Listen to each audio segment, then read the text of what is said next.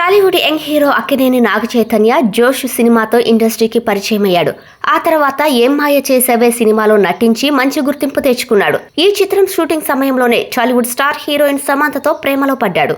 ఆ తర్వాత వీరిద్దరూ పెద్దలను ఒప్పించి మరీ పెళ్లి చేసుకున్నారు. క్యూట్ కపుల్స్ గా ప్రత్యేక ఫ్యాన్ బేస్ ను సంపాదించుకున్నారు. కానీ వీరి కాపురం ఎక్కువ కాలం నిలవలేదు. ఇద్దరి మధ్య మనస్పర్ధలు రావడంతో విడాకులు తీసుకున్నారు. ఇక ఆ తర్వాత శామ్ మయోసైటిస్ బారిన పడ్డారు. అందుకు సంబంధించిన చికిత్స తీసుకుంటున్నారు. అయితే తాజాగా తాను వ్యాధి నుంచి కోలుకున్నట్లు, తొందరలో రీఎంట్రీ కూడా ఇవ్వనున్నట్లు ప్రకటించింది శామ్. ఇక నాగచైతన్య మాత్రం వరుస చిత్రాల్లో నటిస్తూ ఫుల్ బిజీగా ఉంటున్నాడు. ప్రస్తుతం చందు మొండేటి తెరకెక్కిస్తున్న తండేల్ షూటింగ్ లో పాల్గొంటూ బిజీగా ఉన్నాడు. ఇదిలా ఉంటే తాజాగా నాగచైతన్య సినిమాలో ఓ స్టార్ హీరోయిన్ కూతురు ఎప్పటికీ నటించనని చెప్పినట్లు వార్తలు వైరల్ అవుతున్నాయి. ఒకప్పటి స్టార్ హీరో శరత్ కుమార్ కూతురు వరలక్ష్మి శరత్ కుమార్ నాగచైతన్య మూవీలో ఎన్నిసార్లు ఛాన్స్ వచ్చినా గానీ రిజెక్ట్ చేసిందట. అందుకు కారణం సమంతనే అని తెలుస్తోంది. సమంత వరలక్ష్మి బెస్ట్ ఫ్రెండ్స్ అన్న విషయం తెలిసిందే.